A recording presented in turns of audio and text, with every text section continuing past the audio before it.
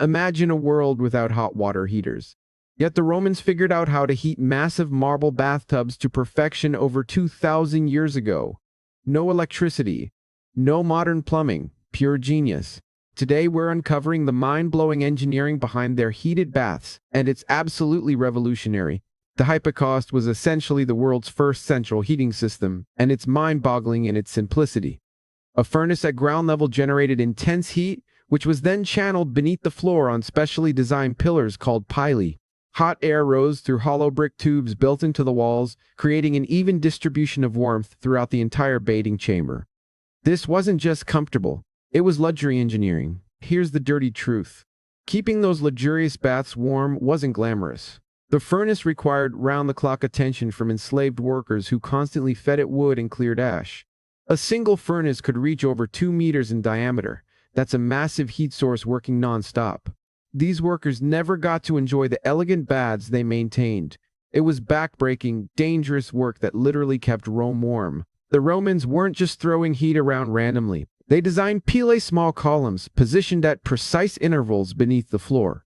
This created a sophisticated airflow system where hot air could circulate freely underneath. Even more ingeniously, these columns were spaced far enough apart that enslaved workers could crawl through to clean ash and debris without collapsing the floor. This was efficiency married to practicality, Roman engineering at its finest. While heat circulated beneath the floor, the Romans added another layer of brilliance: caliducts. These were hollow brick tubes built directly into the walls, allowing hot air to rise vertically.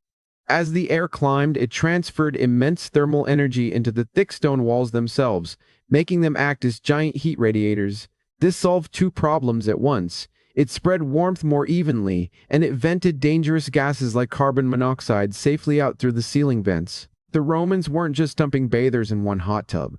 They created a sophisticated three-room experience, each with its own temperature. The caldarium, positioned closest to the furnace, reached an impressive 120 degrees Fahrenheit and near 100% humidity, creating an ancient sauna-like experience. Moving further away, the tepidarium offered a more gentle warmth. Finally, the frigidarium provided a shocking cold plunge to invigorate and close the pores. This wasn't random, it was a carefully orchestrated wellness ritual. But the Romans didn't just heat the air, they heated the actual water too. Massive lead boilers sat directly above the furnace, absorbing the intense heat. As water heated, it rose through convection into specialized bronze half-cylinder devices called testudos that fed the water into the pools. This multi-layered heating approach meant you had both radiant floor heat and hot water bathing. It's almost unbelievable how sophisticated this system was. Vitruvius, the legendary Roman architect, documented a mind-blowing innovation in his work, De Architectura, a large bronze disc suspended from the ceiling that could be raised or lowered to regulate temperature. Lower the disc, and it reflected heat downward into the pool. Raise it, and heat escaped through the ceiling vents. This was essentially the world's first thermostat, ancient temperature control technology that wouldn't be reinvented for nearly 2,000 years. Here's something truly ahead of its time. Romans understood passive solar heating. The caldarium was deliberately positioned with large windows facing south to capture sunlight. On sunny days, they could reduce furnace fires dramatically. The sun did most of the work. The thick stone walls absorbed this solar energy throughout the day and slowly released it at night, maintaining comfortable temperatures with minimal fuel. This is literally the same passive solar design concept we're rediscovering today. Heating water is one thing, but where did all that water come from? The Romans built massive aqueducts spanning hundreds of kilometers to supply their baths. The baths of Diocletian alone could hold 20,000 cubic meters of water. Gravity fed through carefully engineered channels. This endless supply meant baths could be constantly refreshed. It was a logistical marvel that required sophisticated understanding of hydraulics, engineering, and infrastructure planning across an entire empire. The Romans didn't just build baths randomly, they engineered them strategically. By positioning the caldarium, hot room, directly adjacent to the furnace and stacking multiple rooms behind it, they maximized efficiency. Women's baths could share the same furnace with men's baths by placing warm rooms between them.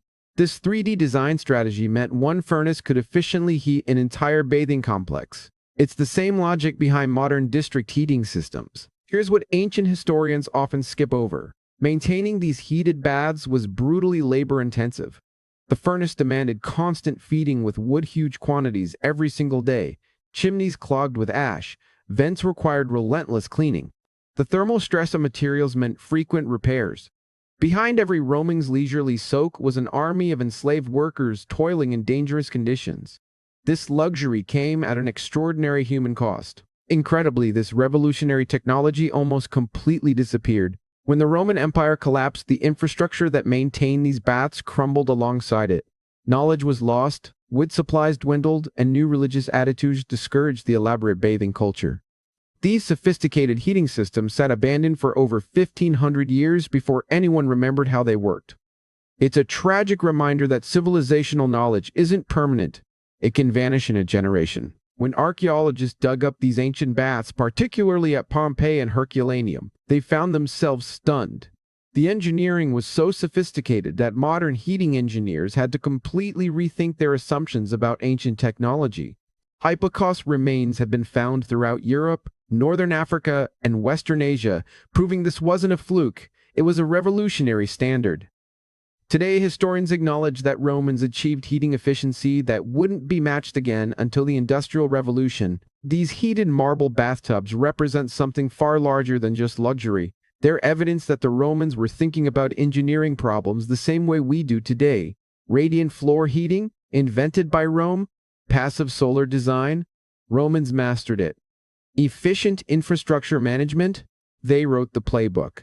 The fact that their heating systems still astound modern engineers 2,000 years later shows that true innovation transcends time.